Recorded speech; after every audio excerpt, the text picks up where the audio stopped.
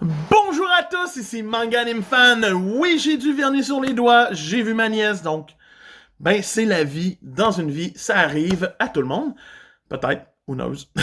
Mais on se retrouve aujourd'hui pour la manga lecture de la semaine. C'est ça l'important. On va parler manga, on va parler de ce que j'ai lu, ce que j'ai aimé, qui m'a déplu cette semaine. Et c'est ça. Puis on va bien sûr parler de Bleach à la fin de la vidéo. Comme à chaque semaine, je fais en sorte de lire du Bleach. On continue de même. On s'en va dans l'air et on commence. Sans plus tarder avec le tome 19 de Fire Force, publié chez Kana. Tome 19, encore une fois, mon plus gros défaut avec l'œuvre, il est simple, c'est que ça sort trop lentement. Kana, on dit qu'en 2022, ça allait accélérer, on allait tomber à un tome par 2 mois. Il était temps. Il était temps. On a une dizaine de tomes de retard sur le Japon. C'est juste genre, why? Pourquoi? Mais bon, on reprend avec ce qui se passait dans les... sous terre, avec plein de bombes, de torches humaines qui vont faire boum, boum, boum, boum, boum. Fait que nos héros doivent trouver un plan pour s'en sortir. Et on a quelques combats, dont un vraiment intéressant avec le Dr. Giovanni et Ature Shura. Ces deux-là. Et c'est un des meilleurs combats, étrangement, du tome qui emploie vraiment bien les personnages. Les autres combats sont comme un peu... pas trop là. Mais j'aime vraiment trop les designs de Shura qui restent stylés. On voit que l'auteur a du plaisir.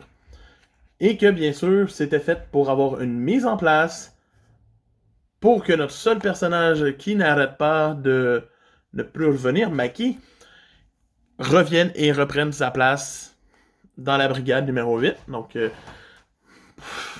c'était surtout ça le but de l'arc, qui se termine ici. J'ai déjà hâte de voir le prochain arc, j'ai hâte qu'on évolue, mais le prochain arc va être un arc de training, donc je suis pas si sûr que j'ai hâte. Mais bon, c'était un tome correct de Fire Force. Kana, continuez de les sortir, mais plus rapidement. C'est tout ce qu'on continue de vous demander. Par la suite, un autre tome que j'aimerais ça que les tomes sortent plus rapidement. Gamaran, le tournoi ultime, tome 9, publié chez Kana, encore une fois. Kana a une tendance à nous sortir un tome tous les 3 mois maintenant, au lieu d'un tome tous les 2 mois, donc, encore une fois, Gamaran est un de ceux qui mérite d'être publié aux 2 mois, parce que l'histoire se lit vite, et ça reste un tournoi, et plein de gens qui meurent. On reprend sur l'île de la prison avec des combats. On reprend avec d'ailleurs un combat qui se termine paf de main avec Monsieur Bouclier. C'est encore une fois un dessin stylé qui nous attend. Une petite série de combats dans ce tome-ci. Une humiliation faite par le numéro 1 envers des ninjas. Par humiliation, c'est vraiment... Ça va pas super bien. Tout le monde se fait avoir et le combat tourne au désavantage. On revoit Gamma brièvement, c'est sympathique, mais sans plus. Et, disons, 50% du tome a un combat de Monsieur ici, Zenmaru, qui va faire face à Shiro Momose. Et ce combat va occuper tout le reste du tome. Un combat très bien mené. L'auteur sait exactement quoi faire pour qu'on fasse « Oh, ok, Zenmaru s'en sort pas. Ah non, il s'en sort. Ok, c'est correct, j'ai rien dit. Oh, j'ai peur un peu pour lui. Ah, ça va bien, ça va bien, ça va bien. Tu sais, c'est le fun. T'as pas l'impression que quelqu'un est trop fort ou pas. Tout le monde a un peu son propre moment pour shiner. Et c'est ça qui reste le fun avec Gamaran. T'as jamais l'impression de t'ennuyer en le lisant. Par la suite, j'ai lu la fin numéro 2 de We Never Learn. Tome 18 par Kaze. C'est la deuxième fin. C'est la fin de Rizu. Et c'est une fin... Je me souviens quand je l'ai lu weekly à la semaine que c'était ok, mais sans plus. De le relire maintenant, mais j'aime autant les dessins et les situations que l'auteur fait, mais t'as l'impression que c'est plus un arc sur l'ami, Arizu, et la petite fille fantôme qui hante l'appartement de Rizu. Donc, t'as vraiment que c'est comme un arc du on va faire en sorte qu'ils finissent ensemble, comme avec la première, où c'est que tu fais oh mon dieu, ils vont finir ensemble, ah, il y a quoi, là t'es comme On dirait que ils se rendent compte tranquillement pas vite qu'ils ont quelque chose l'un pour l'autre, mais t'as pas l'impression que ça va plus vite puis plus loin. Fait que c'est un peu décevant. C'est pas la meilleure fin. À la fin, t'as comme la résolution de l'ami, du fantôme et leur couple. Puis là, t'es comme, c'est beaucoup en 9 chapitres. Vraiment beaucoup. Mais ça reste sympathique, les moments émotionnels passent très bien. Mais ce n'est pas ma fin préférée. Et ben, c'est sûr que leur baiser est beau, mais sans plus. À mes yeux, c'est comme ça. J'ai bien hâte de relire la prochaine fin bientôt. Mais je me souviens que j'avais aimé la première, puis après ça, peut-être les 2 dernières. Parce que je trouve que justement, il focusait moins les 2 autres. Ensuite, j'ai lu le tome 3 de Mission Yo Sakura Family, publié par Kana, encore une fois. Le tome 3 reprend pas grand-chose en fait. On repart directement dans l'action avec Tayo, qui va devoir se marier avec sa cérémonie de mariage avec Mitsumi. Avec Mutsumi. Et c'est comme anecdotique. Beaucoup des chapitres sont très anecdotiques. On va rencontrer une organisation, l'agence Idangiku, le personnage qui est ici. Et il va devoir les suivre. Ça va comme faire un mini-entraînement, encore une fois, pour Tayo. Pour éventuellement qu'on arrive à une mission commune qui est d'arrêter un politicien d'être dangereux. Et c'est là que...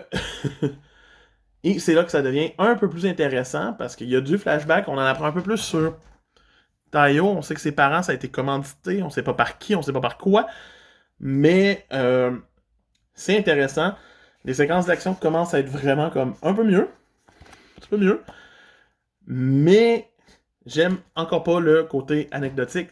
Je sais vers où on s'en va, les chapitres vont vraiment monter en puissance, mais ça va nous prendre encore au moins un 2-3 tomes avant que ça arrive. Donc, restez patient avec Mission Yo Sakura Family. Vous allez aimer ça plus tard. Je vous le garantis. Par la suite, j'ai lu le tome 7. Parce que, tu sais, encore une semaine se fait et Eden Zero, le tome 7, publié chez Pika. Fait 3 semaines en ligne que je lis du Eden Zero. Et c'est le meilleur tome que j'ai lu dans les 3 dernières semaines de Eden Zero. On reprend avec Shiki, qui, ils ont fait en sorte que les brigands, lui et Omura, soient arrêtés, parce qu'ils sont à la recherche de la Valkyrie et tout. Et ils se ramassent emprisonnés eux autres aussi, puis à devoir trouver des diamants, blablabla. Donc, vont commencer ça, Omura va se faire maltraiter, Shiki va la défendre, on va apprendre que la mère de Shiki, c'est la méchante de Stark-là. Pas la mère de Shiki, la mère de Omura, pardon, c'est la méchante de Stark-là. C'est amené d'une belle façon. Il y a des personnages insignifiants qui font leur apparition, que je n'aime point, mais quand on arrive et qu'on a des dessins comme ça de Shiki, je suis toujours content du design simple de l'auteur qui rend la chose efficace. On va avoir des séquences de combat tranquillement pas vite qui vont se faire. Encore une fois, ça ressemble à 1, 2, 3 punch, fini le combat. Et on va avoir un flashback sur la Valkyrie, qui est vraiment bien amené. Surtout la séquence, c'est qu'on va la revoir, la Valkyrie, et qu'elle est morte. J'ai vraiment aimé cette double page. Omura ressent les émotions. J'ai ressenti quelque chose aussi. Donc, un très bon tome de Eden Zero. J'ai hâte de voir la suite. Ça devrait brasser beaucoup pour une réunion familiale.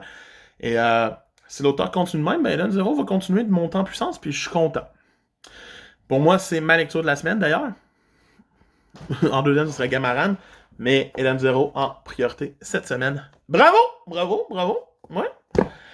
Sinon, j'ai lu le tome 26 et 27 de Bleach chez Glénat. Donc, c'est des tomes un peu décevants. On continue un peu l'entraînement fini bâtard de Ichigo. Et on va reprendre avec Orihime qui se fait kidnapper. Et les entraînements vont se conclure bang de même, parce que c'est pas important. Les combats dans le monde réel se finissent bang de même, parce que c'est pas plus important. Le but c'était Orihime. Ils l'ont. On rencontre un peu plus les autres encore. Orihime va guérir Grimjoe, et Grimjoe va tuer Luffy. Et ça, c'est toujours un plus. Loopy n'est pas un bon personnage. Mais c'est... Puis je vous le dis, là, on a des combats dans le monde humain qui startent ici, finissent ici, et c'est vraiment comme trop rapide. Donc, c'est vraiment ce qui s'est passé en résumé. Des débuts de combat, des fins de combat, puis Orihime qui se fait kidnapper, qui s'en va. Son adieu à Kurosaki est vraiment bien mené.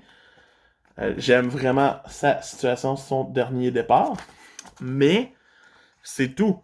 Le reste du tome se lit mais et tout d'un coup, notre trio s'en va récupérer Orihime parce que la Society ne veut pas s'investir à aller tuer des Arrancars dans le Wakwamondo.